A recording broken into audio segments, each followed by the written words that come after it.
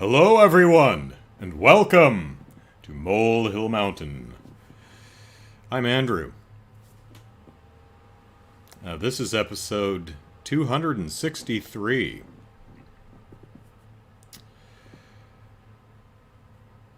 So let's talk about Rockstar, who aren't really acting like their name. Rockstar? No, I don't see it. So, Rockstar, the developer and publisher, I think, behind the Grand Theft Auto games, recently released Grand Theft Auto the Trilogy Definitive Edition. And a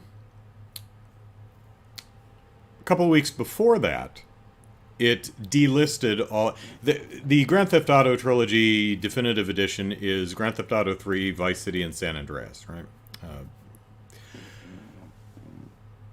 When on the day they announced it, or officially confirmed that it was coming, early October, that same day, they delisted Grand Theft Auto 3, Grand Theft Auto Vice City, and Grand Theft Auto San Andreas from all the digital storefronts. So you couldn't buy them anymore. So if you wanted them, you had to buy the new one. Hey, Chicago. Which is already poopy. It's a poopy thing to do, Rockstar.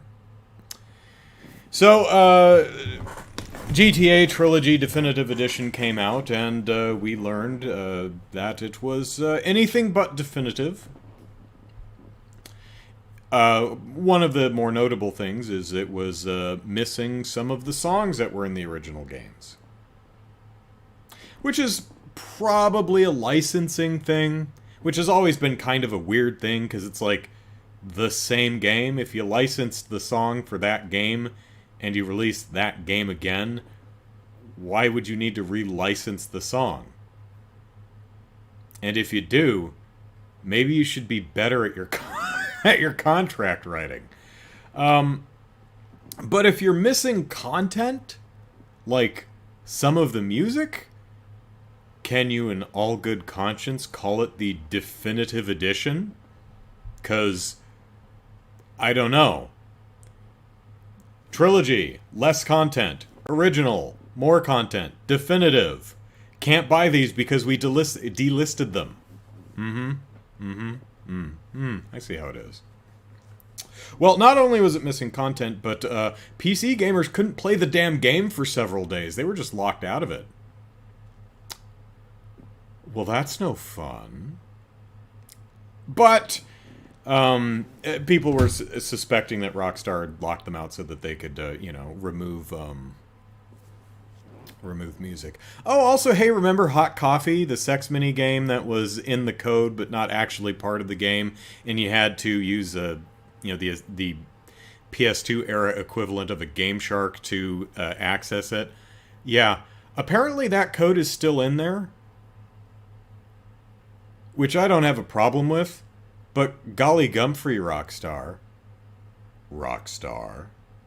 I mean, with all the rigmarole you went through regarding that in 2005 and 2006, and actually all the way probably through like 2008, you think you'd just take that stuff out of the code. Because the ESRB decided, wrongly, that, in my very humble opinion, that inaccessible content counts towards a game's rating.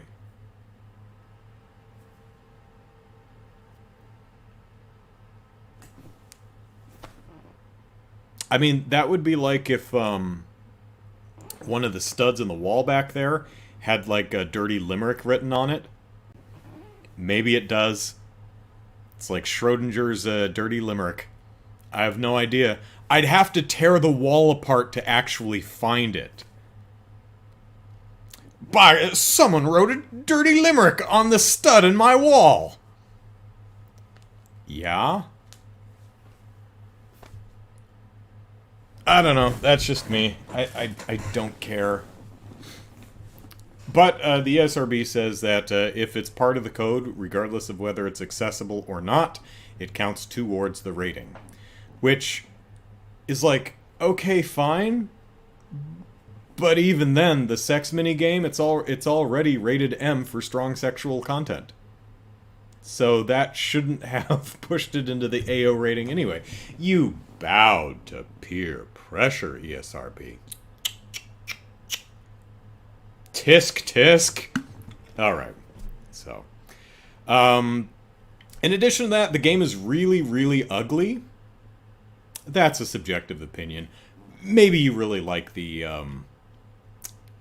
art style, one could call it. But what you probably don't like is the litany of bugs that newly introduced. I mean, the game's always been glitchy to an extent, but I think probably one of the most famous things is, like, the rain is so thick and dense that you can't see anything. One of the things I saw is the episode chapter title cards. Instead of appearing like in the bottom right for a couple seconds, they appear like dead center in the middle of the screen, and they stay there for too long. There are things like the headlights or taillights are missing. It is garbage, and it's it's clearly Rockstar genuinely. I think they contracted it out to, like, the mobile developer, and they ported the mobile versions into the collection. It's apparent that Rockstar did not at any point ever actually check that work. Or they did. And they were okay with it. And they were like, whatever. Those gamers, if it's got GTA on it, they'll buy it up. And besides, we delisted the original version, so they can't buy anything else. So, on November 19th, yesterday, Rockstar said, "Hi, everyone!" Hi, Rockstar. "We want to provide an update regarding the unexpected technical issues that came to light as part of the launch of Grand Theft Auto: The Trilogy, the Definitive Edition." I'm going to use that higher register voice to differentiate Rockstar's words from my own, because I'm going to editorialize my way through this press release. You want to provide an update regarding the unexpected technical issues? Oh, good golly gosh, Rockstar. Did you not actually play this game? Did you not check whatever company you contracted to make this first before selling it to us, before taking our money? I didn't buy it. For whatever that's worth. Yeah, I don't believe you, Rockstar, when you say unexpected technical issues. We were aghast. We were so surprised. These technical issues were only uncovered by releasing the game and taking your money for it. No. No. You are either incompetent and didn't do your jobs, Rockstar, or you just didn't care because you thought you'd get away with it. Firstly, we want to sincerely apologize to everyone who has encountered issues playing these games. That would be everyone who bought it and played it. Had you actually played it before you sold it, Rockstar, you would have found these issues. Impossible. Impossible to actually play this game and not go, oh, well, first of all, it looks terrible. Second of all, it's broken. The Grand Theft Auto series and the games that make up this iconic trilogy are as special to us as we know they are to fans around the world. The updated versions of these classic games did not launch in a state that meets our own standards of quality, or the standards our fans have come to expect. Yes, they clearly did, Rockstar. Yes, this clearly meets your standard of quality, otherwise you would not have released it in this state. Again, it's either you genuinely did not you said, yeah, whatever. Kind of like an electrician who fixes the lights and doesn't bother flipping the switch before they leave. You either did that, or you knew exactly what state it was in when you released it. Not buying it, Rockstar. We have ongoing plans to address the technical issues and to improve each game going forward. With each planned update, the games will reach the level of quality that they deserve to be.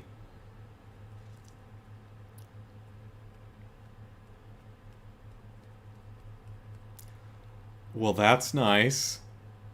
So we're going to Cyberpunk 2077 it, eh? Developers and publishers, this is not okay. I am disappointed. A new title update is on the way in the coming days for all versions of Grand Theft Auto, the Trilogy, the Definitive Edition, that will address a number of issues. We will update everyone as soon as it is live. Okay. In the meantime, it pains us to mention that we are hearing reports of members of the development team. Actually, let me change my inflection on this. In the meantime, it pains us to mention that we are hearing reports of members of the development teams being harassed on social media. We would kindly ask our community to please maintain respectful and civil discourse around this release as we work through these issues. This is the only part of the press release that I'm fine with and that I agree with. Yes, don't harass the developers. Don't do that. Leave them alone. While one of the goals of the Definitive Edition was to allow players to enjoy these games on modern platforms for many years to come, we also understand that some of you would still like to have the previous classic versions available for purchase. Yeah, that's interesting, Rockstar.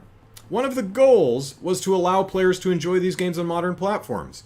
Something we could already do until you took that option away. We will be adding the classic PC versions of Grand Theft Auto 3, Grand Theft Auto Vice City, and Grand Theft Auto San Andreas back to the Rockstar Shore as a bundle. Additionally, everyone who has purchased Grand Theft Auto the Trilogy, the Definitive Edition for PC from the Rockstar Store through June 30th, 2022, will receive these classic versions in the Rockstar Games Library launcher at no additional cost. We will update everyone as soon as these are back in the Rockstar Store. Good. Good. Least you could do. So, that's nice. Once again, we'd like to thank everyone for their patience and understanding while we work through these updates to ensure these games meet everyone's justifiably high standards.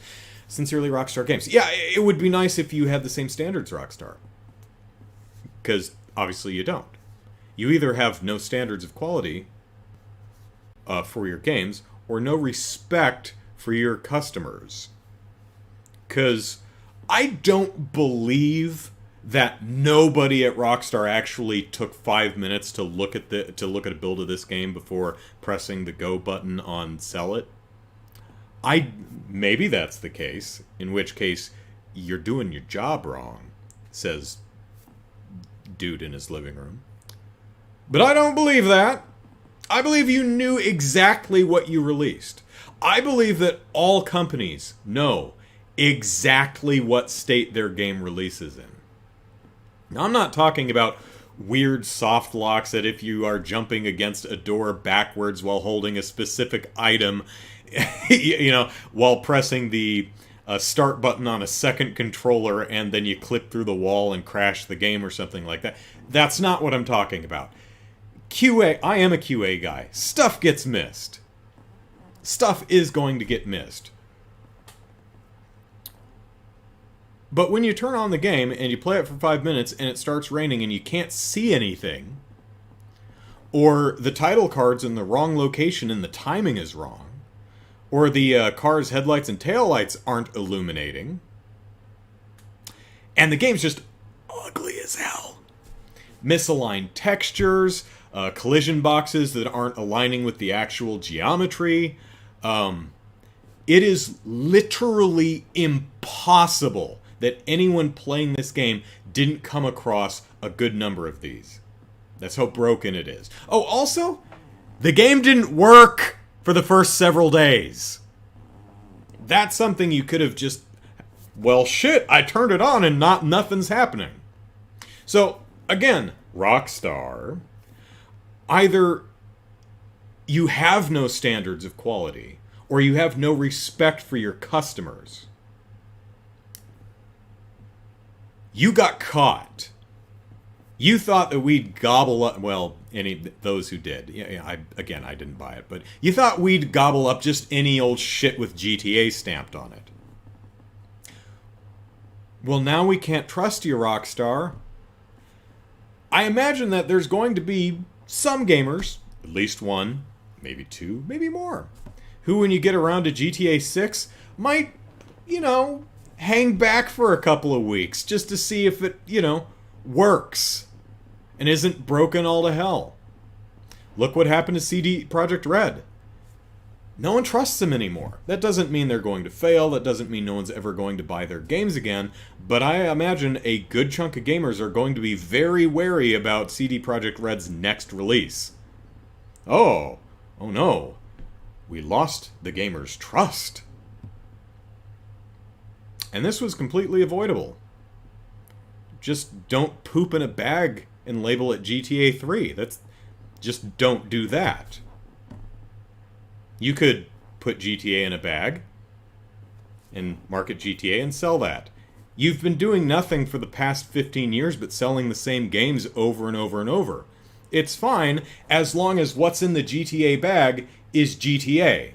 When you replace GTA with poop, and you take the actual GTA and delist it from the stores, well, then some random asshole in his living room is going to say very mean things about you. Why, I might even be making some obscene gestures towards you below the camera frame. Oh, you wouldn't like that one. It's really rude. That one's even worse. But this could all be avoided, Rockstar. This could all be avoided simply by giving a shit and treating people with respect. I know. Giving a shit is hard. Treating people who have put you where you are today is hard. Do it anyway. Weird guy in his living room has spoken.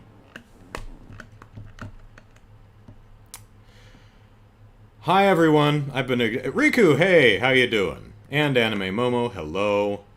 Let's see. Everyone's so nice. Hello. Everyone's just saying hi to each, so it's just a wall of everyone saying hi. It's that scene from Rocky Horror Picture Show. It's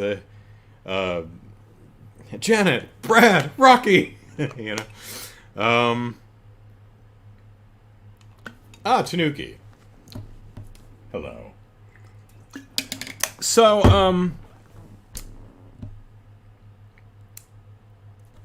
video game development is hard. Making video games is hard. It's really, really hard, especially today. Games are complicated. They're expensive. They take humongous teams of people to put together. We broadly, I'm sure there are some very picky people out there, but we gamers broadly do not expect perfection. Your game's gonna have a bug or two in it. That's going to happen. There might be a typo in a dialogue box somewhere. There might be a texture that's flipped around the wrong way. It happens. There might be a piece of geometry that's missing its collision, and you fall through the map. Kill planes are your friend. For those, a kill plane is a plane that if your character model passes it, it essentially kills your character and resets it somewhere, just in case you fall off of the map.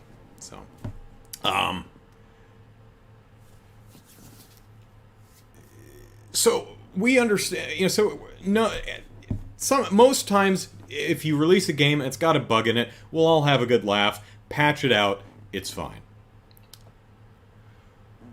But Grand Theft Auto, the Trilogy, the definitive edition, especially since you delisted the classic versions of the game as soon as you announced this version, and I'm not just picking on you, Rockstar. Nintendo, you do this shit too, except you don't, at least so far as I've seen, you don't release horribly broken games. I mean, You remember, I think it was last year when Nintendo did the whole Mario 3D trilogy. It was Galaxy 1, 2, and 3D World. And then they're like, we're only selling it until the end of the fiscal year. Better buy it now. And everyone's like, why are they doing it that way? So they can resell it to you later. Did you notice that Mario 64 is on the Nintendo Online service? That is now double the price. Yeah. Same thing. But at least the games weren't broken. Granted, Nintendo's emulation of older games a lot of times is not great, but at least they work. So, yeah. I don't mind Rockstar, or let's pick on someone else, Bethesda, sextuple dipping, octuple dipping, decatuple dipping. Dip as many times as you want. I mean, Bethesda's been releasing Skyrim for the last decade constantly. Fine. Just make sure, maybe that's a bad example because Bethesda's notoriously terrible at game development and their games are just buggy as hell. Big complicated game, but still. That would be like if Bethesda released Skyrim, the special edition, and they delisted the non-special edition, and the special edition came out, and it was even more buggy than the original. Yeah, that's a problem. So.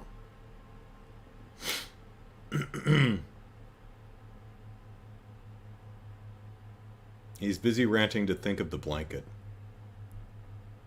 I washed the blanket that was back there and replaced it because I was busy and wanted to, and because normally what I do is I wash it and then I just throw it back on the couch because I'm too lazy to go to the cabinet and get another one. But since my sister was here, I threw it in the wash and then I got another one and put it on the couch, which is why there's a different blanket back there. So yes.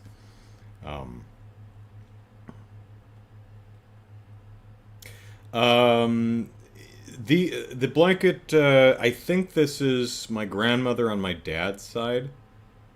Made that one. I think the one that's normally on the couch, I think that's my grandmother and my mother's side who made that one. I think.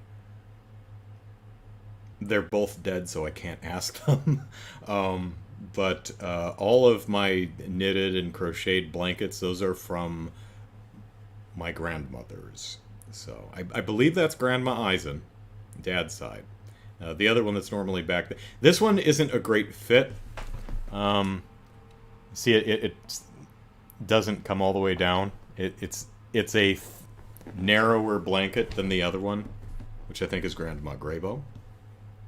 So, answering the real question, Suzanne's right. The blanket. Yeah, come to think of it, I just shot 2 debut reviews on this blanket. So, yeah, I like the. It's a nice blanket. It's a little bright. You know, I like the other 2 blankets I have. As someone in the chat was saying, the other blankets darker greens and grays. This one's just, bright yellow, bright orange. It's all right. So, all right, what else do I have to complain about? Okay, so Rockstar, do better. I don't believe in you. I didn't have any trust in you in the first place, and now I definitely don't. But I'm open to changing my mind. Show me I'm wrong about you, Rockstar. Please.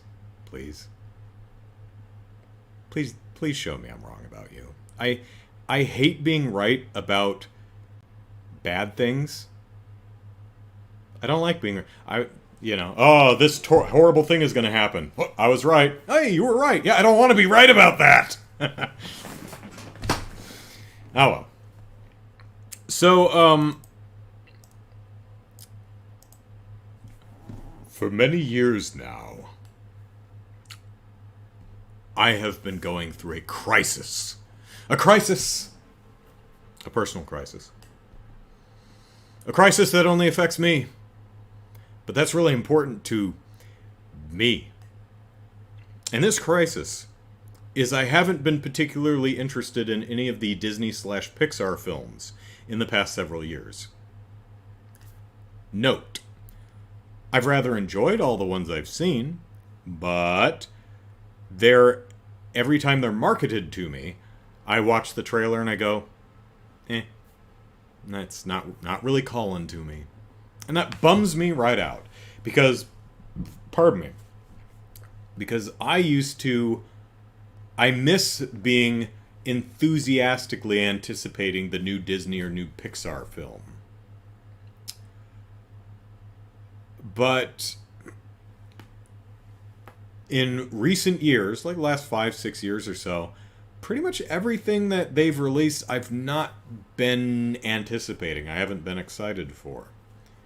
They have a new movie and I'm like, okay, let's see it, and I play the trailer and I'm like, oh, yeah, okay. Like, sometimes it's something like Moana, which I watch and I go, well, it's pretty.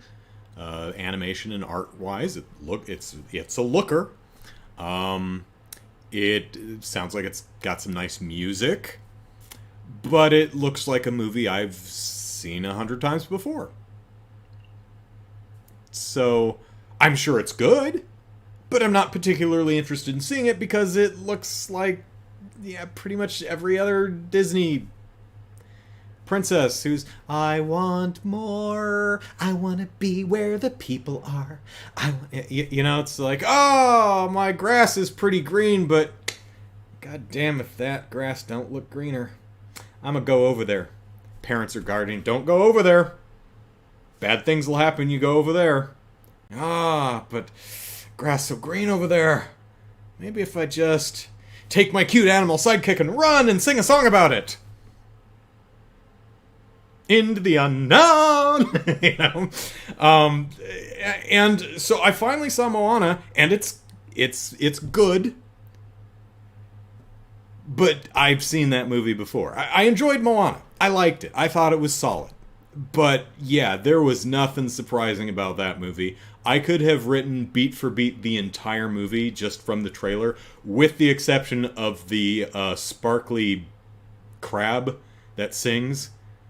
Best part of the movie, incidentally, the part that wasn't spoiled in the trailer. Or you have things like Soul, which the trailer started really interesting. It's about a musician in New York, and he's a high school music teacher, and he gets his big break, and he's gonna it's all about jazz and music. I'm like, oh man, I'm actual real people and real setting I'm like, oh man, I'm digging this. I'm really into it. And then he falls into a manhole and he dies and he turns into a blue goofy ghost with a blue goofy ghost sidekick who makes fart noises. I'm like, the first 20 seconds had me. You just ruined it for me. Incidentally, I have since seen Soul, and I thought it was alright.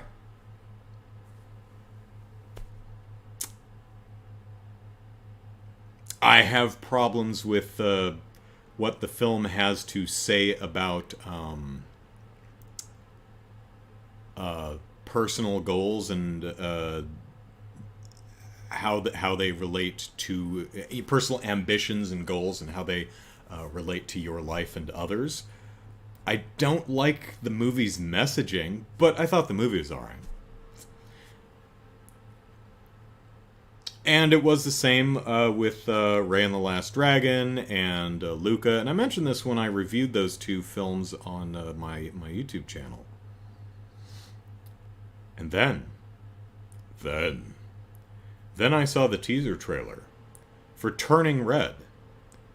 And it was great! And I was like, oh my golly gosh, I'm excited to see this! Because the trailer kicked butt! It was It's really cute looking. I like the animation, of course, is great. I like the style they're going for, which is almost kind of a Aardman esque character design going on there.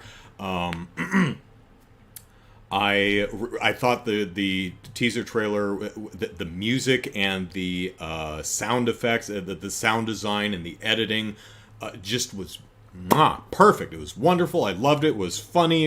It was great. I'm like, okay, big red panda movie. I'm in. Can't wait to see it. So earlier this week, I woke up in the morning, dragged my tired ass out to the living room, turned on my computer to start work, and noticed that, hey, full trailer for Turning Red. Ooh! So I watched it. I'm no longer interested in seeing Turning Red.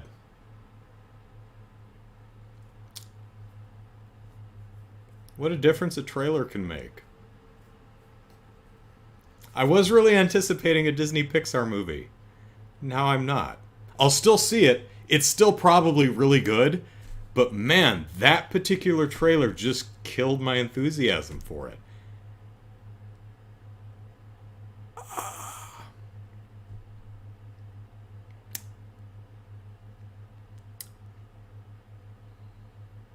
It had none of the charm and impeccable sound design and timing and editing of the teaser. It's Teen Wolf. You remember Teen Wolf? Are you old like me? You remember Teen Wolf. This movie, according to this trailer, it's just Teen Wolf. I mean, like, same scenes. It's turning into a big red panda. That's a family curse. It's just something that happens in the family. You know the scene in the original Teen Wolf where Michael J. Fox goes to the bathroom, turns into a wolf, and then his dad's on the outside. He's like, yeah, it sucks, man. It's something that happens. Pretty much the same scenes in this movie.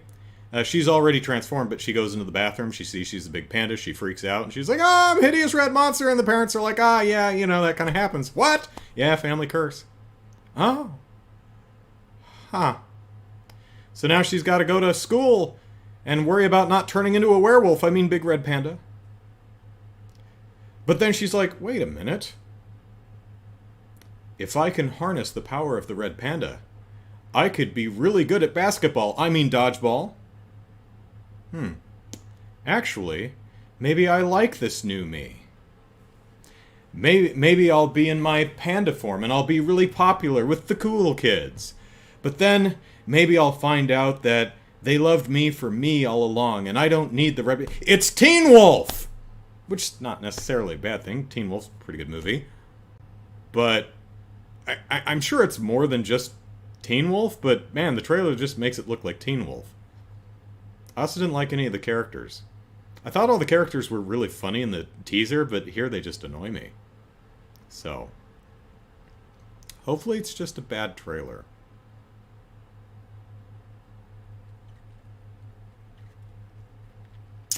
Because I like being excited for things. I like liking things. And when I'm not anticipating things and I don't like things, I'm not as happy as I am when I do. So there. Alright. Oh goodness, you guys are chatty tonight. I gotta scroll up and see what you're talking about. Big Disney fan, says Lindy. That's pretty sad to me. Tanuki says, thanks the art style. It's kind of a cross between, as I said, the Aardman style and some of the more modern animation sensibilities that you see in stuff like Steven Universe. That kind of, the characters are kind of short and stocky. They have that kind of look to them, which not everyone's speed, but in this case, I think it works pretty well. But this new trailer shows how she interacts with her main group of friends, and they all just annoy me. There was one good gag. I like the gag at the very end where she's in the bathroom as in a big red panda, and a little girl comes out of the stall and goes, "Oh my god!" and she just grabs her in the face and just slowly pushes her back into the stall. That was good comedic timing on that one. That one was funny. I like that one. But yeah, most of the trailer just left me cold, and that makes me sad. Chanuki says best CG movies are the ones that don't look like Disney Pixar. Wally's Suzanne's fave. Wally was good. Wally was one that I thought looked good and was looking forward to seeing. That's what, 2010 to 2012, somewhere thereabouts. Now that would have been a little later, right? Maybe 2014. I don't know. Well, Anime Mo thought Wally was DreamWorks. No, that's Pixar. Lindy says, you know it's from DreamWorks and underrated? Megamind.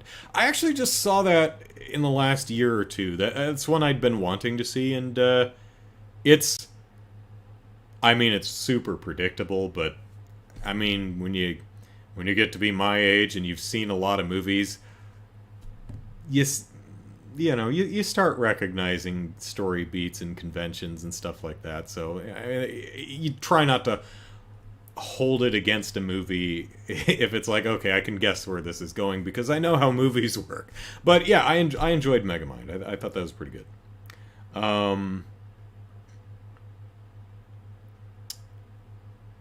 Riku says, I was thinking the Hulk, but fluffier. If she surfs on top of a truck, there you go. Isle of Dogs I never saw. Into the Spider-Verse I saw, and I'm one of the only people who really didn't care for it. Didn't dislike it, but man, I was super jazzed about Into the Spider-Verse. I was really, I was like, oh man, this looks amazing. And I went to see it, and I went, oh, it's fine. It's fine. It's another movie where I really just disagreed with the movie's message. I'm like, it states its thesis, and I say, no, you're wrong about that movie. That's not how that works. Sorry. So,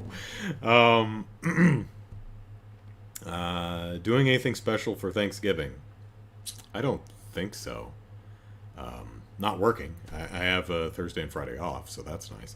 Although I had to work like 9 hours today, from about 8 to 5.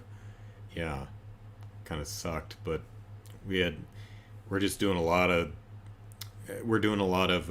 gotta migrate stuff to different servers and make sure we have a quality assurance environment, a disaster recovery environment, and we're just doing a lot of server movings, migrations, and maintenances. And I've had to work like every Saturday for the past several weeks since like somewhere in October. The charity event I was telling them, like, charity event, not working, I'm busy. But I've been pretty, but I do get paid overtime, so that's always nice. All right, so fingers crossed for Turning Red. Hey, Encanto, another film, new Disney film coming out at some point, and saw the trailer, and I was like, okay, it's pretty, I like the design. I'm sure the music will be good. I bet I can guess where this movie's going. But, I'm like, there's nothing calling to me. But, in the last week or two, Disney's YouTube channel has been hammering on its promotion for the film has been hammering on the film's music. And now you've got my attention. I love music. And I love music that's good. Not so much music that's bad. But since Disney's been promoting the film's music, I've been much more interested in the film now. So if you are producing a musical, lean on it. because I like musicals. Too many. It's interesting. A lot of film production companies, when they are releasing either a musical or a foreign film, you'll notice this in the trailers. Oftentimes, they will try to hide the fact that it's either a musical or a foreign film. You know, it's like, well, there's a suspicious lack of dialogue in this here trailer. Is it in German or something? Same thing with musicals. I saw a trailer for the Spielberg's West Side Story, and it wasn't hiding the fact that it's a musical, but it's certainly not how I would cut a trailer for West Side Story. That is a big pageant musical. Big dance numbers, big music. Da-da-da-da-da. I want to... da-da-da-da-da, America. Something, America, you know. I feel pretty, oh so pretty. Tonight, da-da-da-da-da-da. You know, it's great. And people dancing and stuff. Lean on that. That's the stuff I want to see. It's a musical. Oh, no, it's this melancholy drama of star-crossed lovers. It's like, oh, come on. Color, music, dance, fun! The trailer for West Side Story was like a slow minor key rendition of, I think, Tonight. And it was just... I'm like, what are you doing? I mean, I'm sure the film's going to be good, but... to be fair, I'm not particularly interested in it because... I've already seen West Side Story, so I know the plot. I know the music, so I mean, I'm sure it's staged in a different way, and I'm mildly interested to see how this not having a movie full of white actors and brown face would definitely be a nice change, but. Other than that, yeah, I'm curious to see how it's differently staged. And, Spielberg, I'm sure it's solid, so. Let's see. Tanuki says Shrek memed Disney so hard they literally changed all their movies and have never recovered since. Oh, I don't know. Disney's pretty solid with their animated output. There's very few animated Disney films that I don't like. Most of them are at least pretty good, and so they range from pretty good to great. DreamWorks, I think, is a little bit shakier on its output. I can think of a lot of DreamWorks movies that they're just garbage. They're just not very good. Well, garbage is harsh, but just not very good. But they do have a lot of solid films in their oeuvre. So, and besides, making fun of Disney is fun. Let's see. Suzanne says, I love Grimm. I'm guessing Brother Grimm. Rip-offs, but Disney not so much, yeah. Nightmare Before Christmas and Coraline are my all-time favorite animated films. Neither one Disney, but yeah, the Nightmare Before Christmas, one of my top 5 favorite films. Coraline I really, really like too. I'm a big fan of Laika. Really, the only one that didn't quite work for me was the Bigfoot movie. I forget what it's called. The most recent one. All the rest of Laika's stuff has just been absolutely stellar. And I saw the trailers for the Bigfoot movie, and I went, ugh. And I saw it and went, huh. It's all right. It's lesser Laika, but it was okay. Have I seen Sweeney Todd? Yes, I'm guessing you mean the Johnny Depp version from several years ago. Yes, I've seen that version and thought it was uneven. at least in vocals. You know, I mean, the actual professional singers that they hired for the movie are all great. The ones who are not professional singers are okay. They're carrying a tune. They're doing fine. I liked the way it was presented. The gore was fun. I generally like Burton's style, so I enjoyed it. Missing Link, that's what it's called. Yeah, I think so. Um, no, don't think it's called Abominable. Speaking of Spielberg, did I watch The Adventures of Tintin? I did. That's going on a decade now, isn't it? Yeah, that's. I have no background with The Adventures of Tintin. Those comics were not a part of my upbringing. I'd never heard of them prior to hearing that the film was in production, and I've still never read any. I just, Spielberg doing a Tintin movie. I went, isn't that a dog? No, no, the comic book. I'm like, the what? Yeah, it's a really popular. People love Tintin. I'm like, oh, well, now I feel crappy for having never heard of it. Yeah, I really liked it. One thing I thought, there's a oneer that chase, the motorbike chase down the side of the mountain, or well, the village that's built into a side of a mountain, as they're grabbing a document of some sort, and that by itself is just a really fun and well choreographed sequence. But what's really interesting is, I know while I was watching the movie, I was like, are they doing this as a oneer, a one take, where there's no camera cuts? They are. But this is an animated film, so the camera's completely virtual. That was kind of blowing my mind that they would do they would take something that's that's almost exclusively, at least, a live action, not gimmicks, not the word I want, tool, and replicate it in an animated medium where it shouldn't be as impressive because the camera is virtual.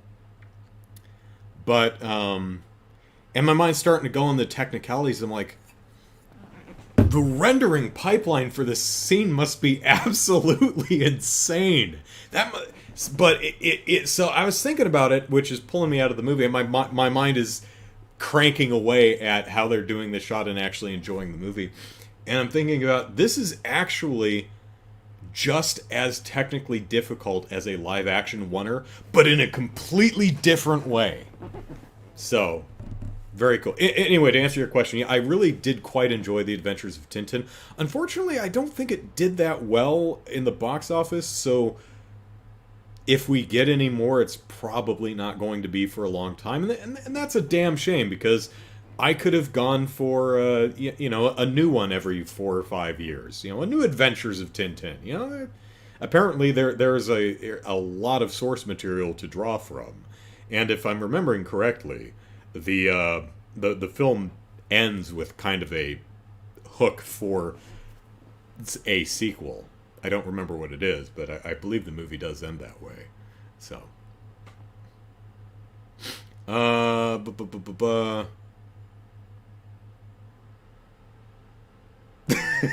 how do you do it in an animated medium unless like one person made the scene from start to finish? Yeah, well, it's no, it's a team of people working on it, but it's the entire, it's probably like a 2.5 minute sequence is done without, in one camera shot with no actual cuts. So, yeah, have I ever seen any behind? I might want to grab the DVD or something of that and check out the behind. I hope they have like some behind the scenes, because I'd like to see what went into that, because I can only postulate about it. Tanuki says, frickin' dope. How badass would it be if WB did a classic 1960s Johnny Quest but in CG or stop motion? Ooh.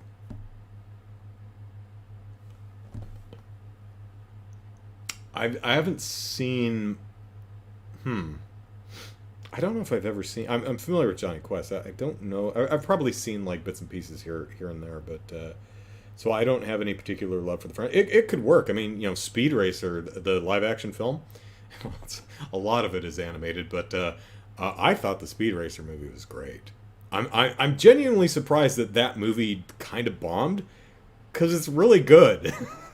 um, it's if you haven't seen Speed Racer, the live action film, I'd recommend checking it out. Can't guarantee you'll like it. A lot of people really didn't seem to, but I really enjoyed it. So, you know what else was actually? Did a debut review for Cowboy Bebop the other night. That'll be on my channel Tuesday or Wednesday. But I was musing about, oh, goody, live action adaptation of an anime. Not the best track record there. But I did think of one. What did I think of? I mentioned in the review that I'd heard the Rurouni Kenshin live action films are really good. Haven't seen them, but I hear they're really good. And Battle Angel Alita, or did they call it? Wait, they called it Alita Battle Angel? I can't remember. Pretty good. It just kind of stops. Doesn't really end so much. It just stops, which is unfortunate, but I quite enjoyed that film. So there have been a couple decent live action anime adaptations. I won't spoil you on my thoughts on episode 1 of Cowboy Bebop, but I will tell you that I have opinions. Very, very strong opinions.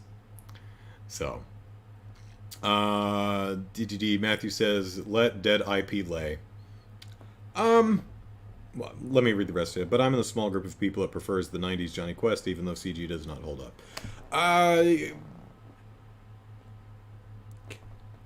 My thoughts are, if you are serious about doing something good, go for it. If you just happen to own the rights to the IP and you're just making it to make it, or to keep the rights to the IP,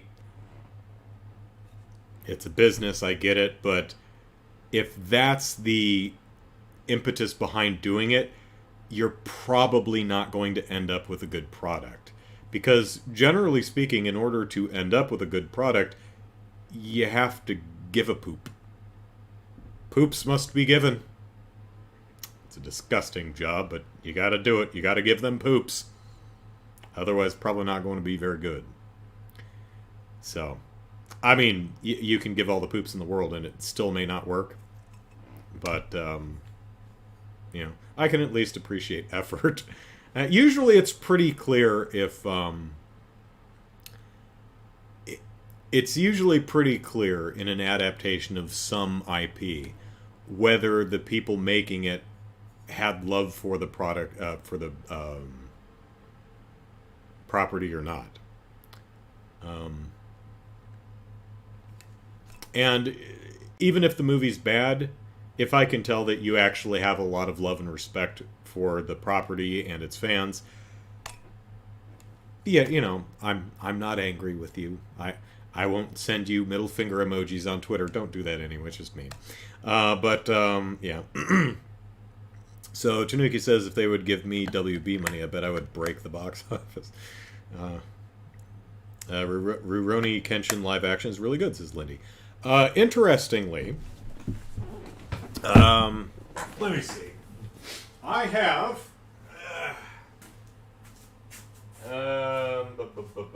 it's over here somewhere. Show and tell. I'll find it. It's on my shelf somewhere. Yep, found it. It's a good thing I keep these in alphabetical order. The problem is it's not called Rurouni Kenshin, it's called a Samurai X. But I got the different covers for them. These are the OVAs for Rurouni Kenshin, and they're really good. I really like these. I don't like the show at all. In fact, I think the show is really, really bad. I'm in the minority on that. But wow, I tried to watch the TV show and could not stand it. But I've heard great things about the live action films. I would like to see them.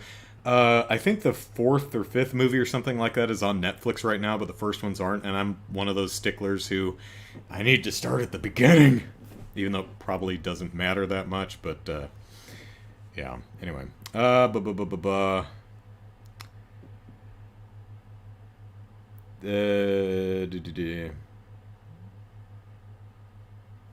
Matthew, yeah, Matthew has a hard rule about don't turn anime into live action. Doesn't work. Don't do it. I will admit it hasn't had the best track record, but there have been a few examples that I think have been pretty good, namely Speed Racer, Battle Angel Alita, the Rurouni Kenshin movie is apparently quite good. I almost said the Gantz movie, but that's full CG, so although it was surprisingly really, really good. I think that's a Gantz Zero, I think. That's on Netflix right now, I think. If gory, that is a gory one. But if you like gory stuff, that's an interesting one. What was I talking about? Oh, we were talking about the whole Turning Red trailer. Boy, that went off on a tangent, didn't it? Oh, I didn't. I need to shave. So this week, I finally finished.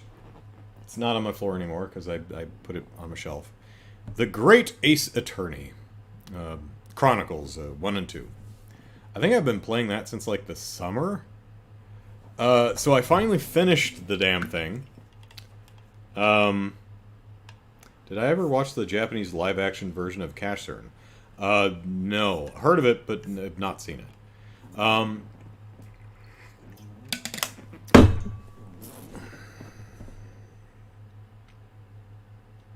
Boy, they've been trying to make an Evangelion movie for years. Decades. I think Peter Jackson was like attached to it at some point, or Weta was one of the two. Maybe both. I don't know. I think they're doing a Gundam movie. I think they're doing a live action Yu Yu Hakusho on Netflix. Matthew, did you check out Cowboy Bebop, the live action adaptation currently streaming on Netflix?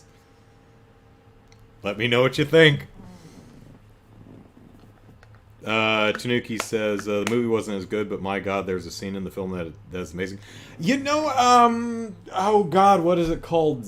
Zerhem? Oh, what is it called?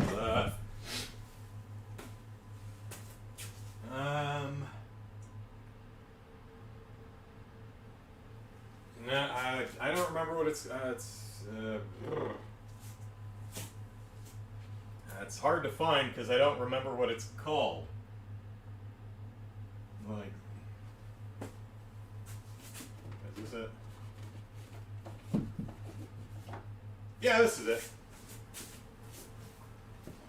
Iria, Zerem, the animation. If you've ever seen this one, do I have a? Yeah, well, the box is not much more to look at, but if you there's the character. So this actually has 2 movies, I think, if I'm remembering right. Maybe it's one movie that's split into 2 parts. But this is a fun anime. It's not great. It's a little slight, but it's fun. And the movie is pretty much just a direct adaptation of it, but it kind of works. It's okay. I don't have the movie. Matthew says, not yet, been hearing mixed things about it. Well, you'll definitely be hearing something about it from me. I'll have a debut review for it on Tuesday or Wednesday, sometime this week. Do I have any anime on VHS? I don't think so, no.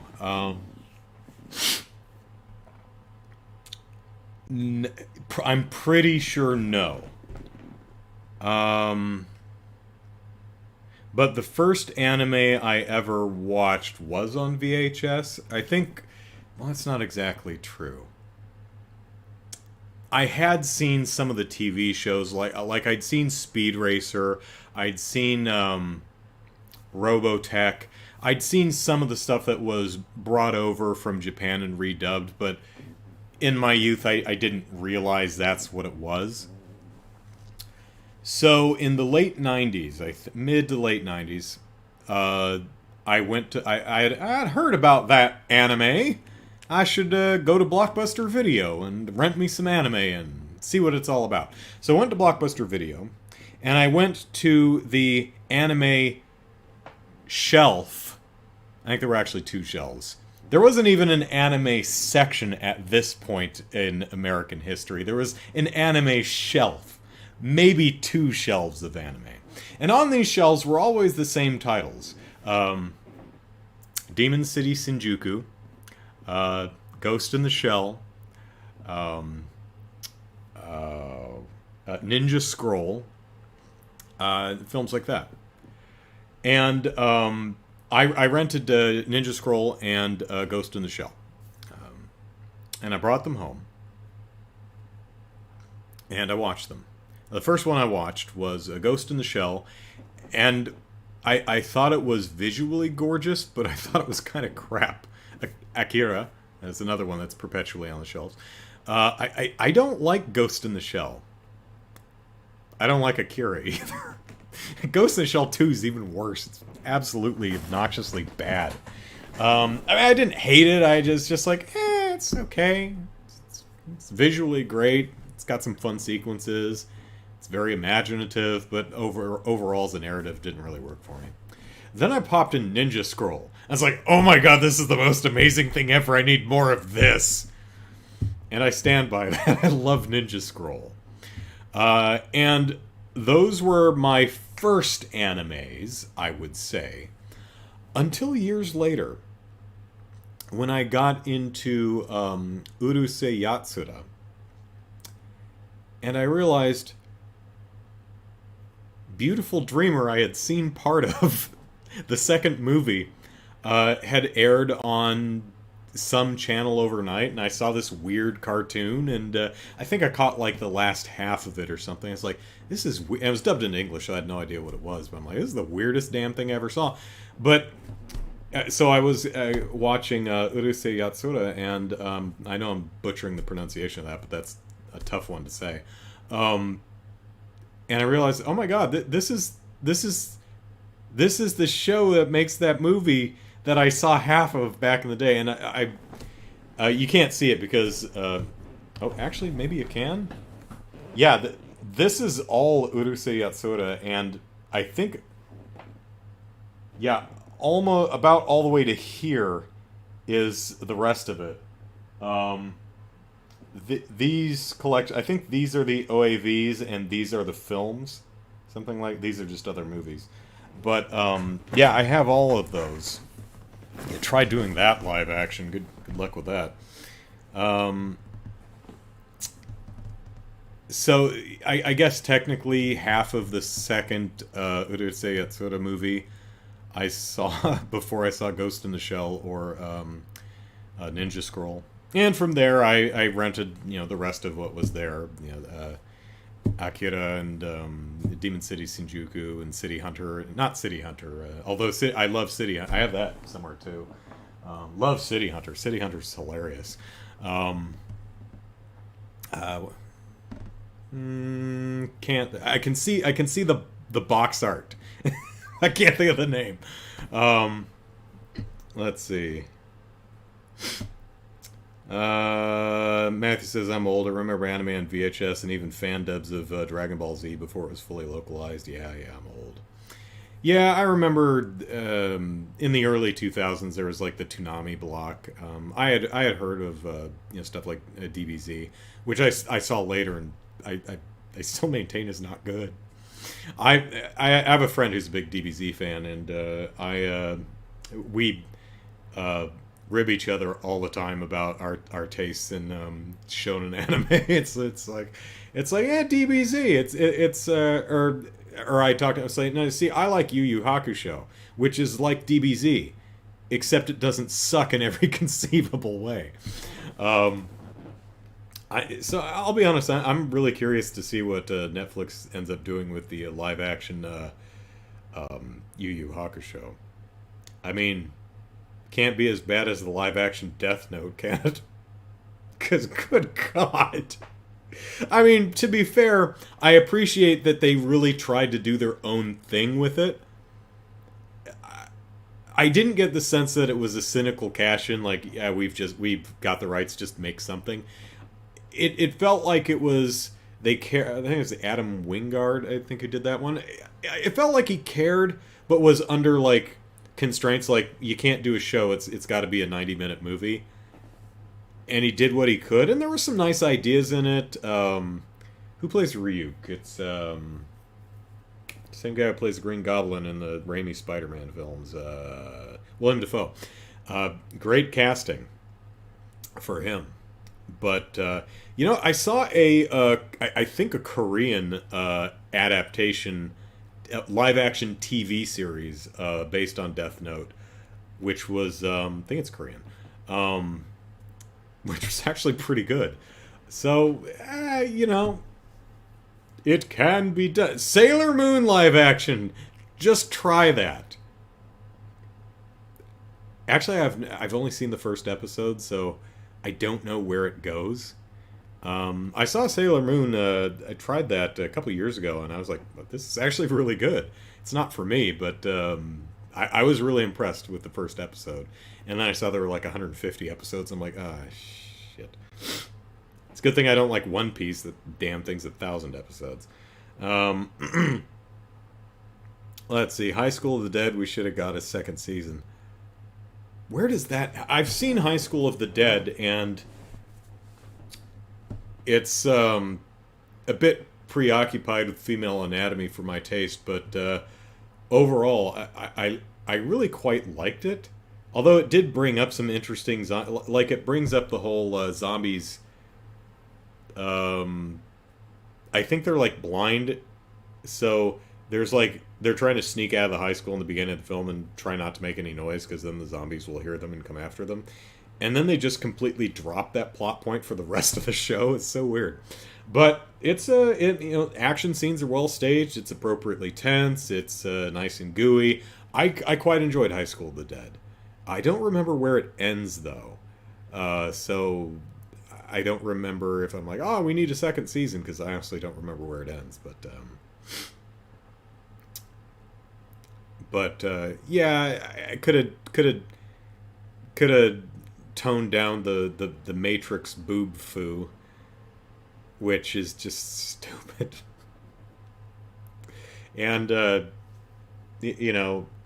learn how breasts work. Breasts are cool. Please learn how they work. Lots of reference material for you to reference, even back when High School of the Dead was actually made. It's not what they look like, not what they move like. It's not how they work.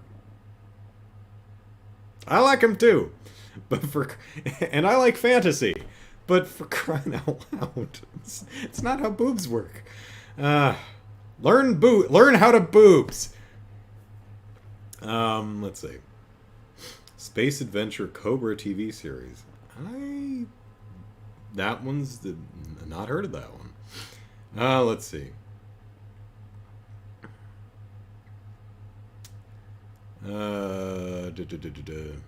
Sailor Moon has 200 episodes. Okay.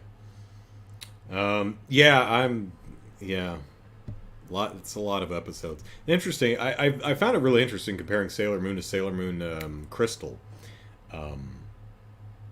Overall, I like the original better, but I think Crystal did do some things better. But, overall, I think the original is better. No idea if that's consistent throughout the series, but anyway. Ends with them escaping a survivor camp. Oh, right. Yeah, and they just go out into the world, and it's like, and they live happily ever after? I don't know. Yeah. There's room for more. The manga I have not read the manga, but the manga goes further than that, right? There's source material to adapt, right? I've talked about this before, but I think the worst adaptation I've ever seen is Kare Kano. What's the English name for that? His and Her Circumstances. There's one that they read the first few issues and they're like, "Oh my god, this is gold. We need to make an anime of this." And yeah, I mean, they're right. It is really good. Um, Actually, I don't like where it goes. I don't like how it ends. Ugh, it's really creepy. It's really creepy and gross. Not in a good way. Not in a good fun way. Um, High school relationship drama. But what happened in the anime adaptation is they ran out of source material, and so halfway through the season they spend like a full episode and a half just recapping. And what's funny is every single episode starts with a recap of the previous episode. So episode 2 starts with a 30-second recap of the first episode. Then episode 3 recaps episodes 1 and 2, so the recap gets longer. By the time you get up to episode 10, it's recapping all the previous 9 episodes, and the recap is pushing into like the 2 or 3 minute mark. And then you hit episode 12, and it's a season recap, which is so long that it bleeds into the following episode. Oh my god. And then they ran out of source material, and the anime just goes off the rails. It just gets really bad because they were just making stuff up as they went along. If I'm remembering the end of Karikano, the two leads have a kid, and the other friend falls in love with their baby, and it's like, I will wait until she's legal to bang her. And it's like, oh no, yeah, no, this is a bad plot point. It's like Twilight. I've not seen any of the Twilight movies, but from what I understand, Jacob, the werewolf guy, like imprints on Jessica's, Kristen, Susan, what's her name? Juliet? I don't remember. The girl. Her baby, he like falls in love with her baby and is like, yes, I'm gonna rail her when she's of age. It's like, oh no, this is bad. Don't do that. What are you thinking, you weirdo writers? Bella, is it Bella? Bella, thank you. Bella? It's an interesting name. Did I even know that? So it's Jacob and Anthony? No. Damien? No. Gregory? Stephen? Fred? Team Jacob? Edward, right? Edward. Warren, hey, how you doing? Yeah, Jacob and Ed. That's right? Jacob, Edward, and Bella. Yeah, that sounds right. Haha, I know movies I haven't seen.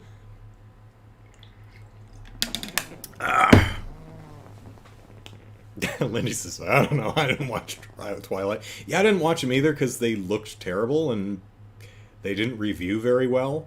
And they're the kind of movies that people seem to like because they're bad. You know, that I like crappy movies because they're just kind of fun. You know, in the same way you enjoy Birdemic or The Room or something like that, which is perfectly fine. It's a legitimate way to enjoy things. I just list names until I eventually get them. Sparkly vampires are a big no for me. I mean, it's just a weird conceit. Like, when I first heard that, I was just confused. It's like, okay, so we're gonna do a vampire story. Okay, all right. But we need to do something to set our vampires apart from other vampires. I get it, you know, like 28 Days Later was like, okay, we do running zombies. Our zombies book after you. Okay, so what are you thinking with your vampires? Well, I'm thinking they sparkle in the daylight.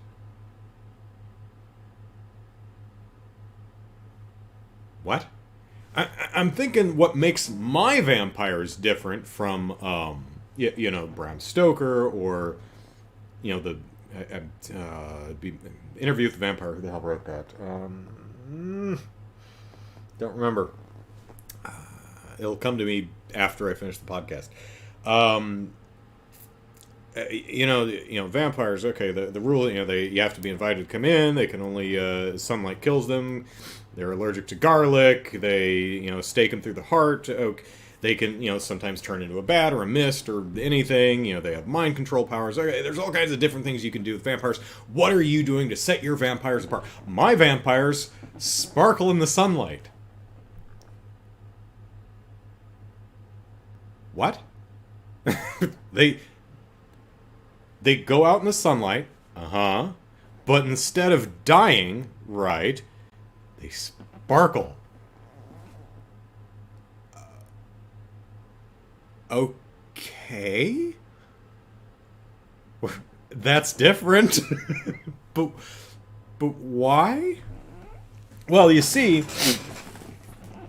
that it's their curse. Because if they go out in the sunlight, then they'll sparkle, and everyone, oh god, it's a vampire! Okay, so that's why they have to be nocturnal, is because they sparkle during the day, which gives them away. Well, that's an interesting, instead of pain of death, it's pain of discovery. That's an interesting angle. Okay, so that's why your vampires are nocturnal. Oh no, my vampires aren't nocturnal. What? Oh no, they're all out during the day. They just live in an area that is perpetually overcast.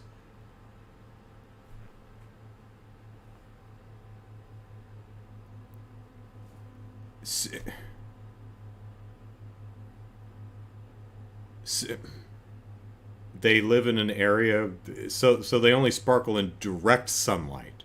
Right. Only when the sun actually hits them do they sparkle. And they live in an area that's overcast. Yes, perpetually overcast. So this never comes up in the story at all? Only once, when I actually need to prove to someone that I'm a vampire. There's a convenient crack in the clouds where a sunbeam comes in, and Edward is like, look at my hideous sparkliness! You're a bad writer. That's just a dumb idea. I mean, it's unique. I'll give it that. But it from what I understand of the narrative of the book series and films, it has no bearing on anything. It's pointless. I could totally be wrong about that. Again, haven't seen the films, but I've asked people who have, and they're like, yeah, it never comes up, except one scene where he proves that he's a vampire by standing in a convenient sunbeam. Otherwise, it just happens to be overcast in, I don't know, Portland or wherever the hell they are. It just always overcast. Well, then they're... Kind of reminds me of that scene in the Blade movie with Wesley Snipes where Deacon, Stephen Dorff, he goes outside in the sunlight just wearing a shit ton of sunscreen. I'm like, okay. He just slathers his ass in sunscreen. It's like, I can go out in the sun if I wear enough sunscreen. Sure. Okay.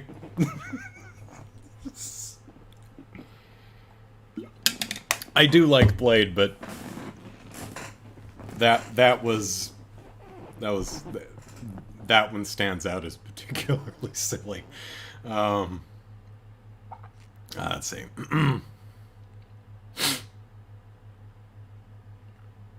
Jared says, good idea would have been a reverse of a typical vampire in terms of sunlight. So, moonlight kills it? You know, that's an interesting thought, because moonlight is just reflecting light from the sun, so does moonlight not hurt vampires?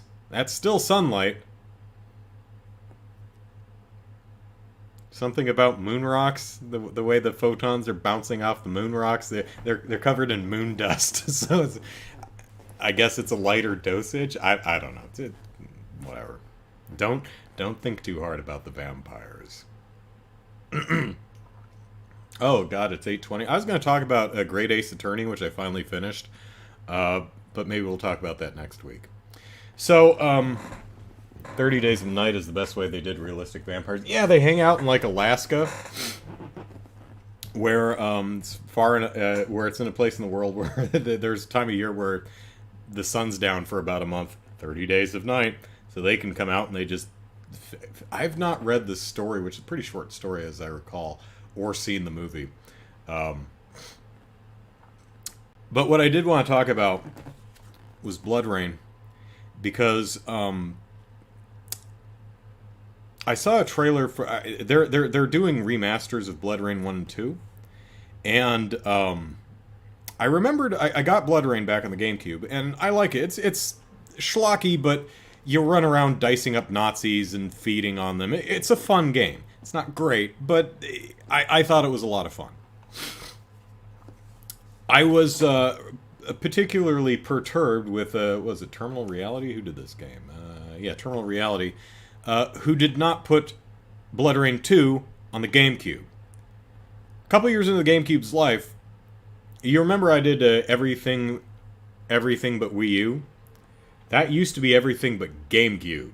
Because a couple years into the GameCube's life, they stopped making games for GameCube. Oh, they released it on the Xbox and the PS2, but not the GameCube. There was a lot of titles that were FBG. And Blood Rain 2 was one of them. So, I bought the movie years and years and years and years ago. I've never watched it, because it looks awful. But it comes with the game, which I've still never played.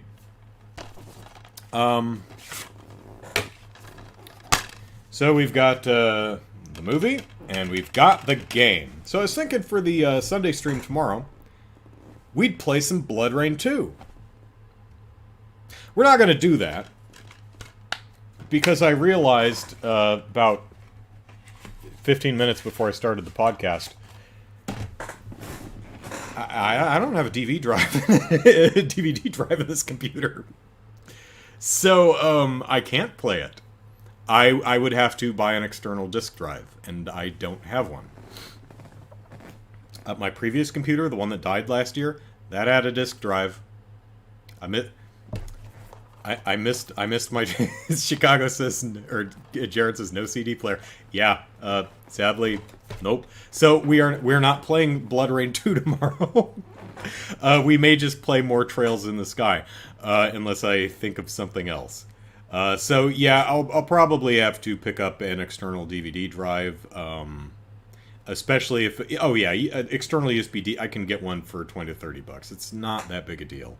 I'm not going to really buy one until I need one. For example, I used the DVD drive in my computer last year to rip all of the episodes off of Gem of the Holograms, my Gem of the Holograms DVDs, so that I could use the footage in my Middle-Aged Man Watches Gem of the Holograms videos.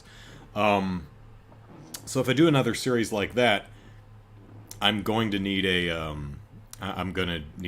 drive. But I bought so much crap for my PC plus all of the crap I bought for it, including small stuff like the I needed to buy a card reader. Needed to buy a PCI cable so that my capture card could, because the capture card doesn't actually fit next to the GPU. So I have to use kind of an extension cable to sneak under it. It's hanging off the... Let me see. Yeah. Going on a ride. All right. Can you see it? That's the capture card right there, hanging off the back. You know, whatever works. But it allows me to... that was a solid $150 investment, methinks, because that allows me to play my console games with no lag. Previously, what I had to do is I had to put a delay on this video and audio so that the my footage and audio would match up with the game footage and audio. Now I don't have to do that. There's so little lag that I don't have to do that. So that's great. But yeah, this PC plus everything I bought for it ran me about $2,000. So, you know, I can wait until the next year before I buy a external. I didn't get absolutely everything I wanted. Would have liked to got an external DVD player, but I can wait. You know, no big rush. Even though it's only 20-30 bucks depending. I was actually looking into a USB or Bluetooth transmitter, so that because I was thinking, oh yeah, earpods. Yeah, that's what I was looking for. You know what they are. I don't really need to hold them up. Because when my sister and I were doing like a Just Dance, and a Ring Fit Adventure, the exercise games, we had headphones on, and we're trying not to step on the cord and knock our headphones off. So I was thinking, if we could use earbuds, I could get a transmitter and just transmit my TV audio to our earbuds, and we can use that instead of wired headphones. Well, what I found is thanks to the capture card, the audio and the video is so in sync. Plus, this microphone, another thing I bought, new mic. Accidentally muted it. It does a nice job of, depending on the setting, doesn't record sound from back here. So when I have the microphone sitting here, you can hear the TV a little bit, but it's really, really soft. Plus, it's pretty much exactly in sync with what's piping through my computer. So, as you may have noticed during the charity event, I didn't have headphones on. I was just listening to the TV audio, which meant that my sister and I could do fitness boxing without headphones. So that saved me, $50 some on a transmitter right there. So, aha.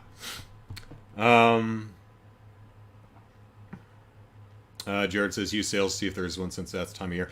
Yeah, Black Friday. If there's something like super cheap, I'll pick it up. Probably going to pick up Lost Judgment. I think that just dropped to $30. I'm still playing through Yakuza Like a Dragon, so I was like, I'll wait on that one, but it just dropped to 30, so may as well pick it up. Anyway, that's an hour and a half of me yammering about anime. So, a lot of people have expressed interest in a series of YouTube videos going over all the stuff I have on these shelves. Thinking about it, I'm thinking about doing like one shelf at a time. Just grabbing a bunch of DVDs off shelf number one and talking about the various movies and shows and stuff that I own and what I think of them, and gotta think of a really clever title for the series, and as Chicago says, I'd watch that. Yeah, a lot of people really seem to be interested in what's on my shelf. Could take you... Yeah, that would definitely be a longer series. There's, I don't know, what is it, like 20, 25 DVDs fit on a particular shelf. So I probably wouldn't be able to do one shelf at a time. On the other hand, I'm getting old, and I imagine if I grabbed everything on that shelf there, I wouldn't have much to say about a lot of the titles on the shelf, because I'd like, I don't remember this at all.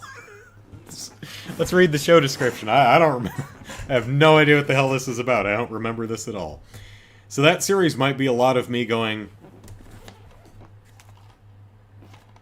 I don't know. So I don't know. It's something I'm thinking about. Had another couple people thought the smoochy story I told during the Jesus, what was why did I Senpai does not dream of Rascal does not dream of Bunny Girl Senpai. The debut review I did of that, I was telling some personal stories from my past, and some people are like, dude, you should do a series of those. And I was thinking, well, that's kind of insulting, because that is presuming that I have a lot of stories like that. You're not wrong. But I'm still a little offended. So I'm considering that too. That one has the title, Confessions of an eHarmony Reject. Which is actually based on a true story. Yeah. I was rejected from eHarmony. Bet you didn't know that eHarmony actually rejected potential customers, did you? I sure as hell didn't. I kind of gotta respect an organization that is so concerned about its paying base that it would go, no, sir, keep your $50. We could not, in good conscience, match you with any of our clients. eHarmony, I'm protecting you from dudes like this guy. There's some fun stories there that I'm thinking about doing. I'm also considering doing a kind of a retrospective look at the Ghostbusters movie from 2016. What I felt worked, what didn't, that kind of a thing. Not totally sure about that one, though. I need to rewatch the 2016 version and make a decision on if it's something I want to talk about, something if I think would be interesting. It's in my mind because I want to see the new Ghostbusters movie, and because I'm a big Ghostbusters dork, and I guess I could go to the drive. I'm not comfortable going to the theater right now. I could go to the drive-in, I guess. But the presentation on the drive-in is not great. The picture, it's projected on a wall, so it's a little washed out. But you can at least see the movie. You can hear it, too. And you can try not to kill the battery in your car. Tanuki says, that's crazy. Andrew is a catch. Thank you. Thank you very much. But you didn't read my profile or my survey result, because eHarmony had a the whole reason I was signing up for eHarmony is a story in and of itself. But the whole gimmick of that site, which for those who don't know, is eHarmony's still a thing, right? I'm pretty sure it is. But it's one of those dating sites where you fill out a thorough survey of yourself. Your likes and your life aspirations and things like that. What you're looking for in other people. And they use that data to match you with other people. And I was really impressed with the survey because it took 2 hours.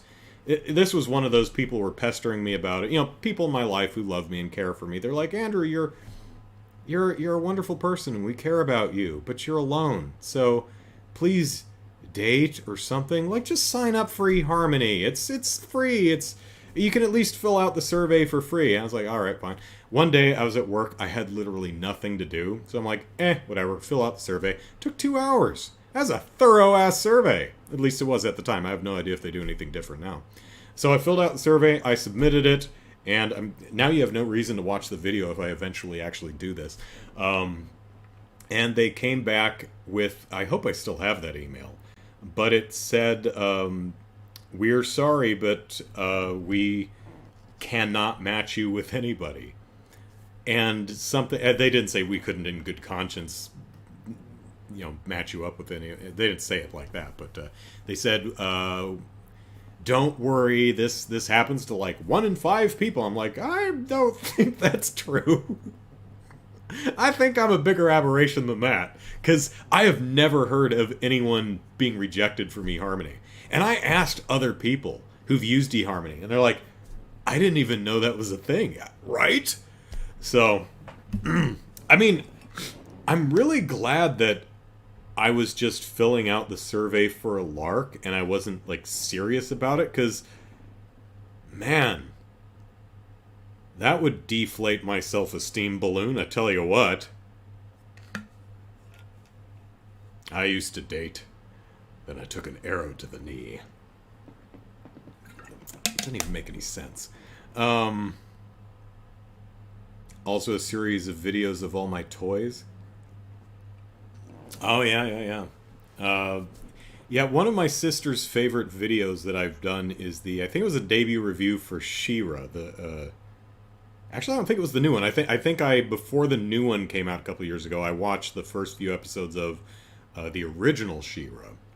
And I ended up grabbing my box of He-Man action figures and dumping them out on the table and showing them off. And I'm like probably 10, 15 minutes into the video, and I stop and I say something like, what was I doing? Debut review. You know, and that was not a bit. I literally forgot what I was recording. And my sister tells me, she says, that's one of my favorite videos because I know you so well. So I watch the video and I can tell that you are off script.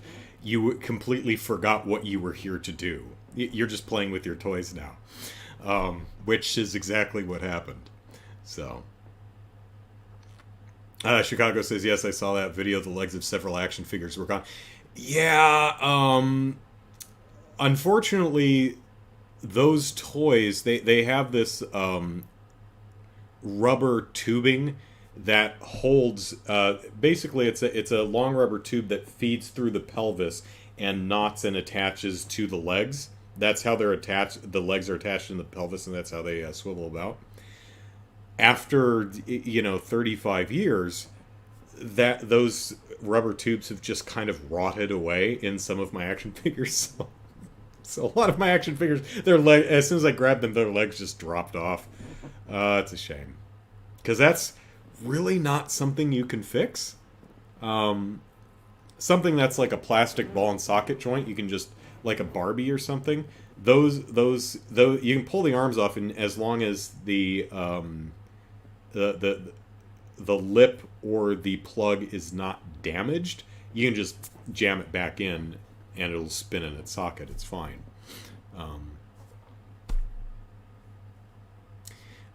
I played Barbies with my sister on occasion, and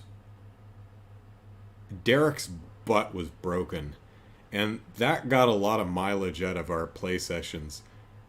Derek's broken butt always featured in our play sessions, just because we were children and it was funny to us. And I'm 41 years old and it's still funny to me. Derek's broken butt.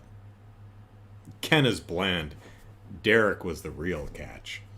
And what I mean by that is the Barbie action figures, they didn't bend at the knees or elbows. They just bent, so you have torso and you have the waist, and the legs just bent like this. So they couldn't bend their knees. Their legs were just completely straight.